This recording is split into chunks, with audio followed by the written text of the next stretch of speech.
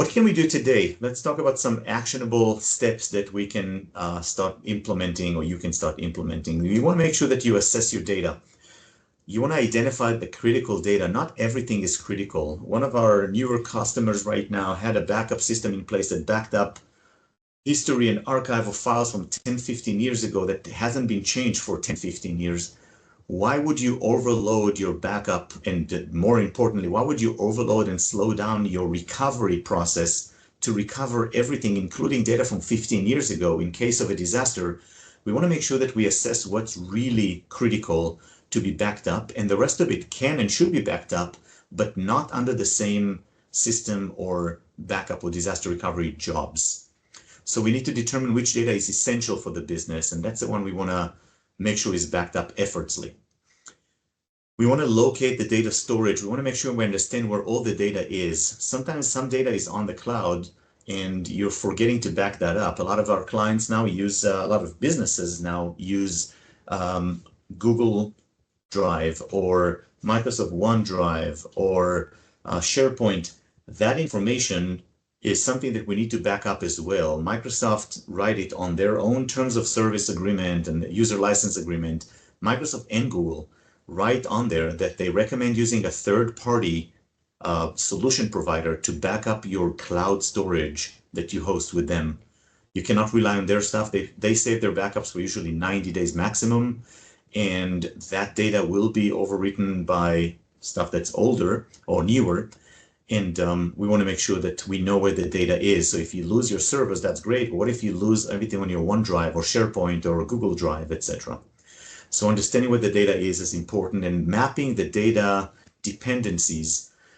If you have multiple files or folders that link to each other, or a server like a domain controller, you won't be able to recover your data without recovering the domain controller to be able to access that data later, for example.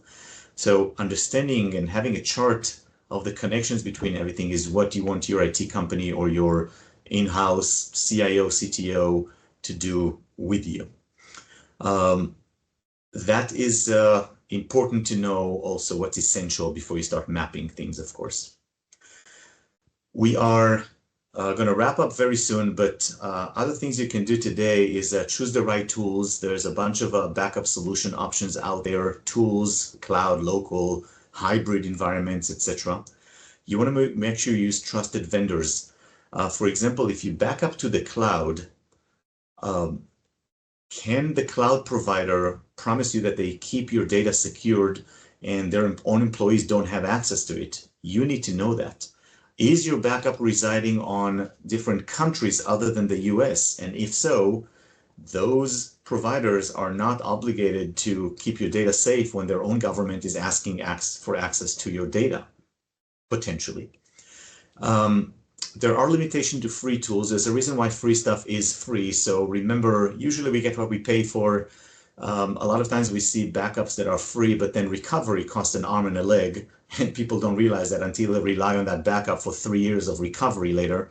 Now they're going to rip you off and you're going to realize that you didn't even work correctly. The reports are not correct, etc. So don't rely on the free tools alone.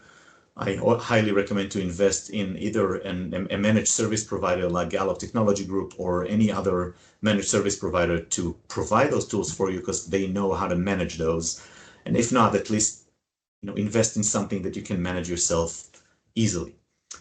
You want to make sure you test your backups. One of the most important stuff to take out of today, one of the most important lessons will be to back up and test. Trust but verify. Make sure you have regular testing in place, and you want to make sure that you verify your restoration process. You want to conduct a restore test frequently as well.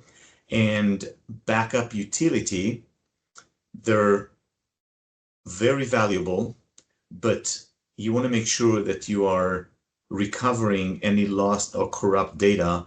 So make sure that you don't just recover one file. Make sure you can open that file. Make sure that you can turn on that machine, that virtual server or that server that you backed up. You can actually turn it on and log into it. This is that type of verification that we need to add. Backup is useless. Remember, if you don't restore properly, you need to test it.